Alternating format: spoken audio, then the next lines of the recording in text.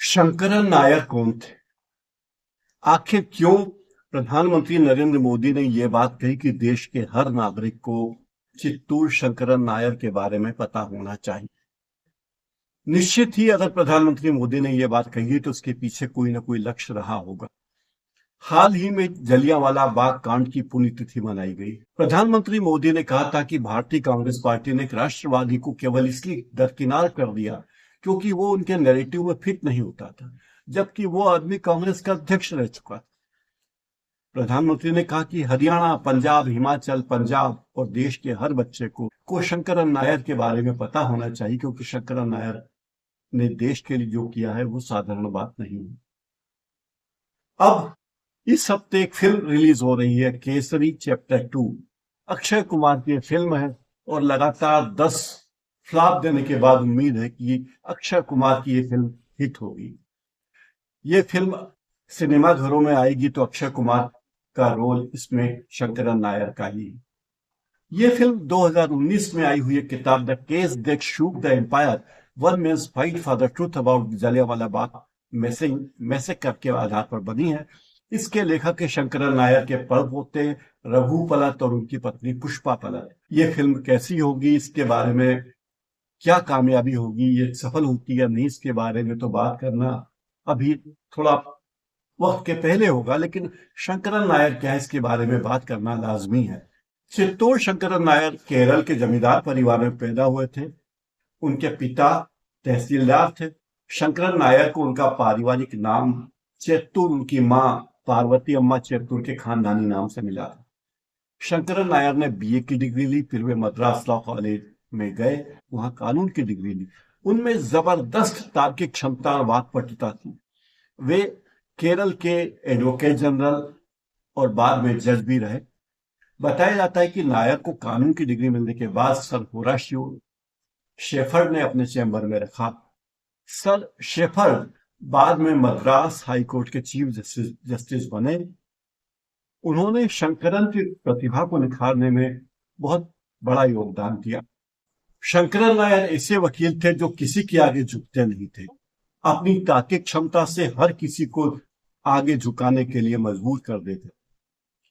वे भारतीय न्यायविद थे, नेता थे।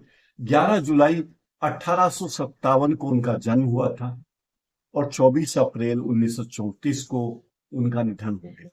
वे मद्रास के प्रेसिडेंसी कॉलेज में डिग्री प्राप्त करने के बाद कॉलेज की पढ़ाई करने के लिए गए थे। उन्होंने जीवन में बहुत कुछ उतार चढ़ाव देखे और कई महत्वपूर्ण काम उन्होंने किए। 1880 में वे मद्रास हाई कोर्ट में एक वकील के रूप में उन्होंने अपना करियर शुरू किया। फिर लोक अभियोजक 1899 में बने और 1909 में वे महाधिवक्ता भी बने। 1908 में वे मद्रास हाई कोर्ट के स्थायी जज बने और 1915 तक इसी पद पर रहे। उन्होंने कई प्रगतिशील फैसले दिए, सुधार उन्मुख फैसले दिए। सबसे बड़ा फैसला उनका बुत्सना बनाम फातिमा का फैसला है, जिसमें उन्होंने फैसला दिया कि अगर कोई व्यक्ति वापस हिंदू धर्म में शामिल हो जाता है तो उसे SC/ST नहीं करार दिया जा सकता। 1897 में वे भारतीय राष्ट्रीय कांग्रेस के अध्यक्ष बने और वे इस पद पर पहुंचने वाले सबसे युवा मलयाली थे। वे वायसराय की कार्यकारी परिषद के सदस्य भी थे और उन्होंने भारत में संवैधानिक सुधारों की वकालत की और मोंटागू चेम्सफोर्ड सुधारों का भी समर्थन किया था।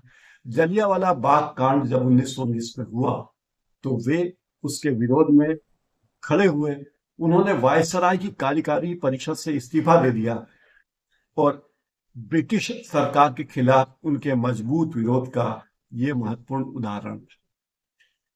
उन्होंने गांधी एंड अटॉर्नी नामक एक किताब लिखी थी, जिसमें उन्होंने महात्मा गांधी के असहयोग आंदोलन और ब्रिटिश सरकार की मार्शल लॉ के तहत की गई कार्रवाइयों की आलोचना की थी। उन्होंने मद्रास रिव्यू और मद्रास लॉ जर्नल की शुरुआत की, उसका संपादन भी किया। माइकल और डायर का मानहानि मुकदमा उनके चर्चित मुकदमों में से है। उन्होंने जलियांवाला बाग कांड के लिए पंजाब के पूर्व लेफ्टिनेंट गवर्नर माइकल और डायर को दोषी बताया, जिसके कारण डायर को उन पर लंदन की अदालत में मानहानि का मुकदमा दायर किया। वे तकनीकी रूप से मुकदमा हार गए, लेकिन उन्होंने ब्रिटिश शासन की सच्चाई को पूरी दुनिया के सामने उजागर किया, जिसके कारण उनके कार्य की प्रशंसा की जाती रही। शंकरन नायर एक समाज सुधारक भी थे। उन्होंने जातिगत भेदभाव के खिलाफ लड़ाई लड़ी और दलित समुदायों के उत्थान के लिए काम किया। अंतरजातीय और अंतरधार्मिक विवाहों का समर्थन उन्होंने किया। 1902 में वायसराय लॉर्ड कर्जन ने उन्हें रेलवे विश्वविद्यालय आयोग का सचिव बनाया। उनके सेवाओं के कारण उन्हें companion of the Indian empire और 2000 और 1912 में नाइट की उपाधि से भी सम्मानित किया गया।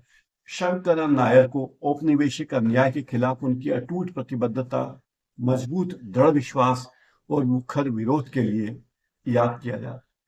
उन्होंने भारतीय स्वतंत्रता संग्राम में महत्वपूर्ण भूमिका निभाई। अब अक्षय कुमार जिन शंकरन नायर की भूमिका करने वाले हैं केसरी चैप्टर 2 में, देखते हैं क्या ये महत्वपूर्ण व्यक्ति की जिंदगी को आम लोगों तक पहुंचाने में कामयाब होती है और अक्षय कुमार के लिए बॉक्स ऑफिस का दरवाजा खोलती है या नहीं। इस कार्यक्रम में फिलहाल इतना ही। बहुत बहुत धन्यवाद।